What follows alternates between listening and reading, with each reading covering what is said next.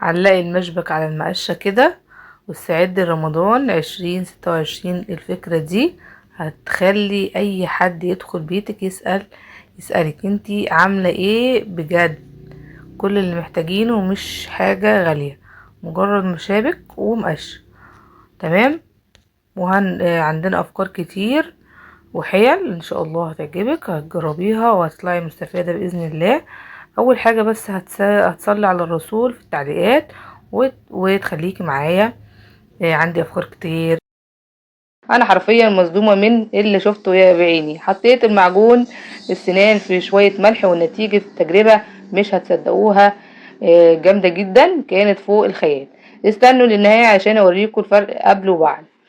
انتوا طبعا عندكم كل الناس عندها ملح وعندها طبعا معجون، يعني بس لو الاتنين دول اختلطوا بصراحة هيعملوا حاجات مبهرة. صراحة انا كنت مفكرة الموضوع هزار، يعني ايه معجون الاسنان والملح هيعمل إيه كده. بس لما جربت فهمت ان في حاجة بسيطة عندنا في البيت ممكن تكون كنز واحنا مش واخدين بالنا. تعالوا نشوف الخطوات مع بعض واحدة واحدة. اول حاجة هتجيبي طبق صغير وتحطي فيه كده معلقة كبيرة من الملح، وكده قد معلقة صغيرة برضو معجون اسنان اي نوع، اي نوع عندك في البيت، وتقلبيهم مع بعض كويس. تمام. وممكن نضيف عليهم حاجة بسيطة جدا من كربونات الصوديوم لو متوفرة عندك، وهتحطي عليهم معلقة صابون عشان تعجنوا مع بعض. او لو حطيتي كمية حلوة من المعجون مش هتحتاجي ان انتي تحطي الصابون، يعني هما يتقلبوا مع بعض. فاهمين؟ يعني يكون عجينة كده شبه العجينة السميكة كده. وهتجيبي بقى اي ايه بقى، قماشة، اي سفنجة. خلاص. دي بقى الحاجات اللي احنا عملناها دي لازم تبقى شبه العجينة تقيلة. وهتعملي بيها ايه بقى؟ دي الحاجات دي، المكونات دي ممكن تعملي بيها ايه؟ عارف المعالق؟ لو عندك معالق دي يعني مش بتلمع، ممكن تغسليها بالليفة كده من غير مية، وتسيبيها دقيقتين 3 وتشطفيها. تمام. عندك فضة قديمة بقت مطفية، ممكن برضو تعملي نفس الحاجة. و عندك حنفيات بقى. بص، اقرب حاجة عندنا طبعا الحنفيات والاحواض، وطبعا الحلل الاستانلس البهتانة. بصوا بقى كده السر بقى في الخلطة دي. ملح بيشتغل كمطهر ومبيض طبيعي، ويقدر يشيل البقع الدهنية والاصفرار بسهولة.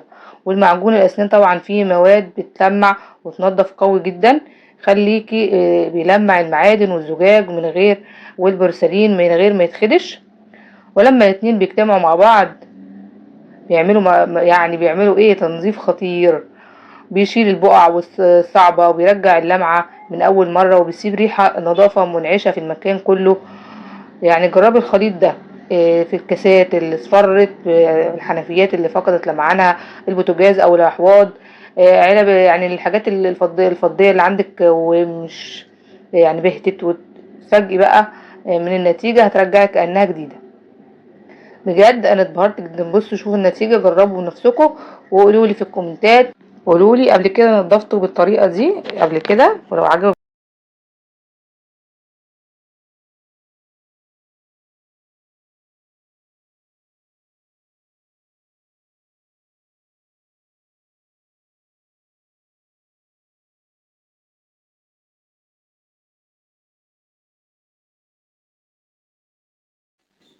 علقي المشبك على المقشة كده، استعدي رمضان. الفكرة دي هتخليكي اي حد بجد هيسألك انت عاملة ايه. بجد الفكرة دي خطيرة جدا، مجرد المشابك والمقشة. هنعمل فيها ايه؟ الفكرة دي هتوفر وقتك في ترتيب البيت والتنظيف بسرعة رهيبة. مش بس هتوفر وقتك، كمان كل اللي داخل هيسألك ايه كمية النظافة والحلاوة دي. عندي هنا شوال بتاع بصل عند بتجيبيه، حتى لو مش عندك بتجيبيه من عند البياع اللي بيبيع الخضار. بتاخدي الشوال ده بيديهولك من غير حاجة، يعني بنص جنيه كمان لو هيدولك بفلوس. تمام. وبتحطيه كده على المقشة بتاعتك، وتجيبي المشابك بتاعتنا بالشكل ده، هنقفل بيها من تحت عشان ما تفكش معانا. نحط مشبكين هنا ومشبكين هنا. الفكرة دي هتخلي بيتك بجد خطير. وهنجيب كده طبق معانا، مية سخنة او دافية معاكي في الطبق، او في اي حاجة بتستخدميها، او في جردل اللي تمسحي فيه. هتجيبي الحاجة دي معلقتين من الصابون، معلقتين من الكلور، ومعلقة من ملح الليمون، ومعلقة كبيرة من كربونات الصوديوم. تمام، كربوناته، يبقى ملح ليمون، كربونات الصوديوم او حاجة منهم من الاتنين. خلاص، ومعلقة صابون ومعلقة كلور، اي حاجة متوفرة عندك او بتحبي تستخدميها تنضفي بيها. دي بتنضف حلو جدا. خلاص، وهقول لكم احنا بنستخدم الشكارة او الشوال او الكيس بتاع البصل ده ليه. بديل كمان حلو جدا، ما يصديش، وبديل ما يتقطعش، بيقعد معاكم تغسلوا بيه وتنضفوا بيه وترجعوا تحفظوه تاني، وكذا تستخدميه كذا مرة وكذا سنة وكذا، يقعد معاكي يعني. بتروحي بقى حاطه في المية اللي احنا عملناها، وتغسلي بقى سيراميك المطبخ، ينزل الدهون وينظف ويعقم. وبقول لكم ايه، ما يبصي ابدا، ما يبصي خالص، ولا يصدي ولا يبقى فيه بقع كده زي صدغة على من السلكة. يعني ممكن في ناس كتير تقولك انا استخدم سلكة وخلاص. طب ما بيبقى فيه بقع صغيرة جدا على السيراميك، وبالذات اللي يكون لونه ابيض. فده بقى هو الحل الوحيد، بجد بينضف خطير خطير خطير.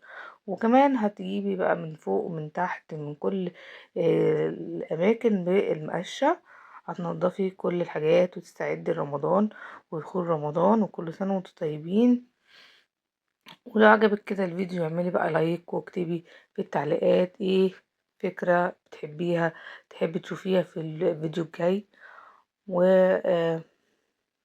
ست البيت الذكية مش هتنساني من دعواتها في رمضان.